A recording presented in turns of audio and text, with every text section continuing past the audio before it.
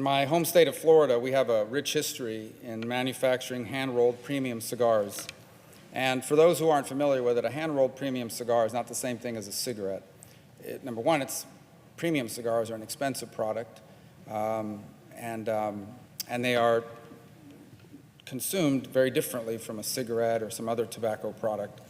I would say they're more like wine than they would be like a cigarette for sure.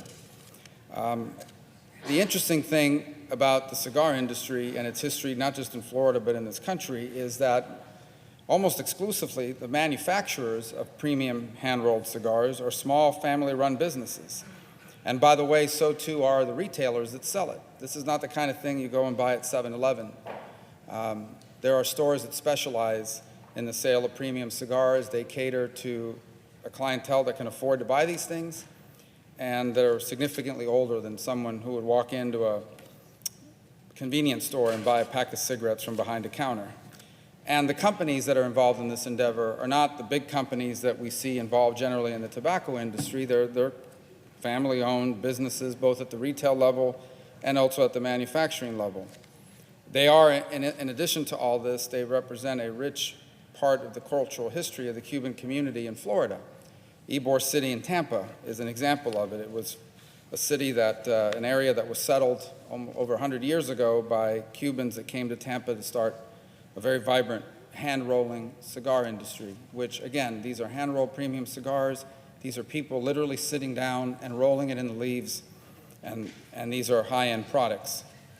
This industry is on the verge of extinction, and I'll tell you why. In 2016, the previous administration, they finalized a rule based on a 2009 law that, by the way, its intended target was not premium cigars. They meant to go after tobacco products that were mass-marketed and mass-produced.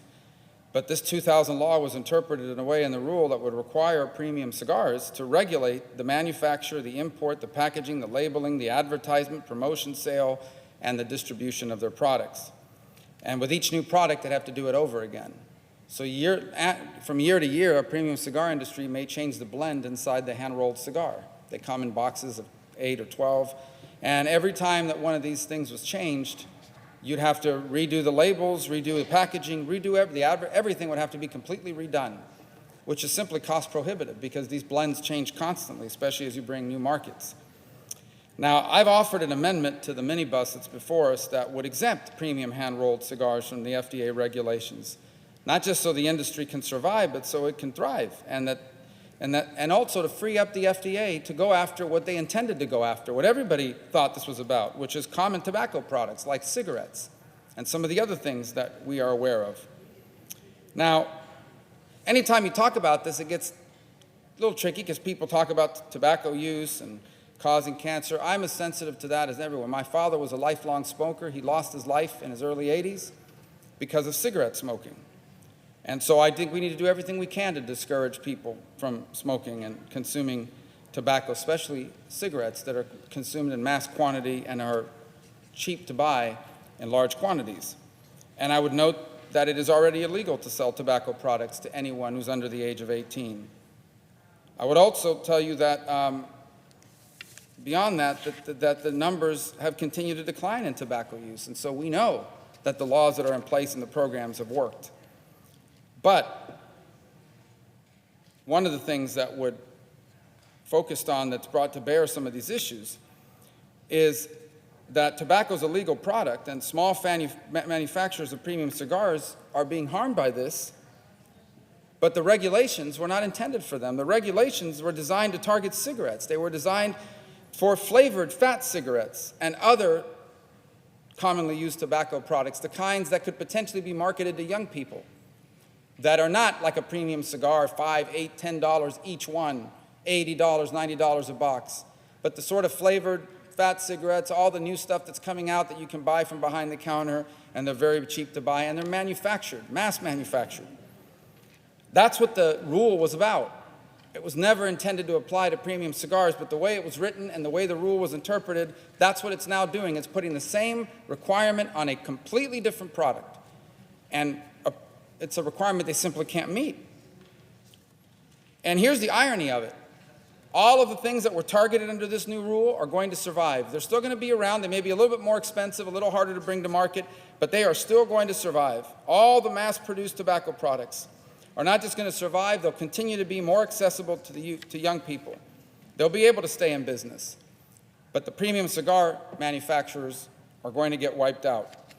One more irony in all this: it is still illegal to mass import Cuban cigars, but you can bring them in on an individual quantity.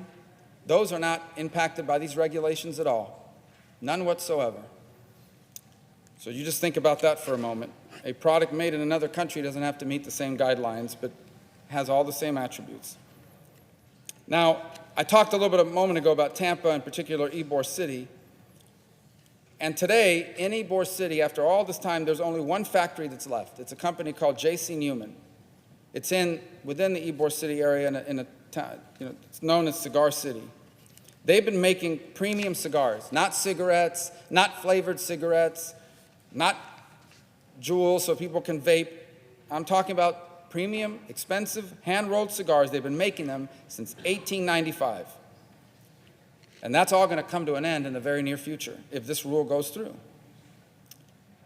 They're a profitable company. They sell about $10 million worth of product annually. That sounds like a lot of money. It is nothing compared to the mass-produced tobacco products. It's going to cost them three times that amount just to comply with the FDA regulations. 3 times just as much, upwards of $30 million to comply with the way this rule has been interpreted. The sad part about it is that everyone knows this. You go to the FDA and they say, look, we get it. The law wasn't supposed to go after these guys. But that's the way it was written in the quirk, and that's how we're going to have to apply it. It was never meant to be about them. Everyone admits it.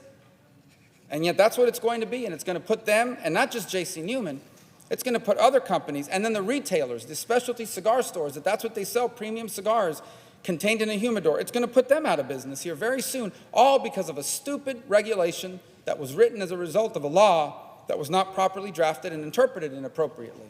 The federal government's going to put these guys out of business. And the irony is the people that they were trying to impact by the regulation are going to survive and remain in business and be as accessible as ever, and the people no one meant to harm are going to get wiped out.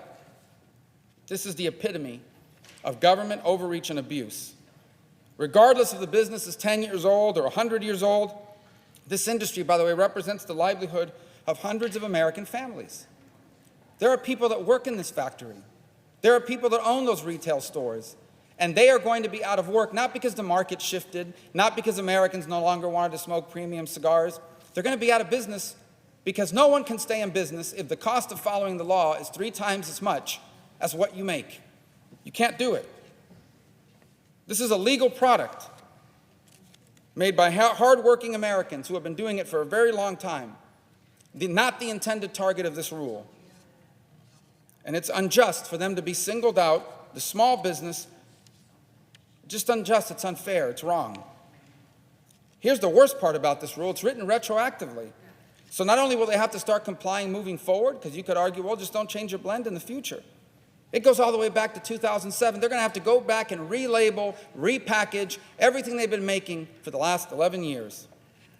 That explains a little bit about the $30 million cost for just this one business. By the way, they've broken no laws, and yet they've been singled out, and it threatens their livelihood. Now, this is a bipartisan and a bicameral issue. A number of my members here in the Senate from across the aisle agree with this. I've been working with Senator Nelson on this for a long time.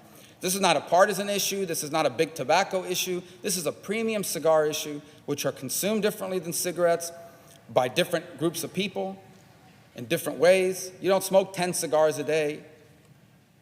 People, we just know, common sense. But this is what's going to happen. We're going to wipe these guys out because of a government rule and the way it was interpreted, even though it was never meant to be about them. We have an amendment, we have a law that fixes all this. I'm not going to offer it on this bill because it's already part of the House package that lines up with the appropriations bills that are before us. But I wanted to point this out because I know people in Ybor City and I know people around the country that care about this issue are watching. And I want them to know that when this issue now gets conferenced with the House, that we're going to be fighting for this, that this needs to get fixed because this is the last chance. That's the other point. This rule is about to kick in. The comment period is about to end, and the rule is going to kick in. So this is our last chance. If we don't get it right here when we work this out, this is going to happen. You're going to be reading about it. And maybe it doesn't matter in some places. It matters a lot to Florida. It matters a lot to this company in Ybor City in Tampa. It matters a lot to the hundreds and thousands of people across the country who work in the retail shops that sell them and who work in the places hand-rolling and making them. And this is just wrong. And we should do everything we can to stop it from happening. And I hope that we will in conference deal with this issue. I'm glad it's in the House version. I wish we could get it in the Senate version. We're going to fight to include it in the final version. We are not going to stand by and watch as J.C. Newman and small businesses like them are put out of business by a rule that was never supposed to apply to them.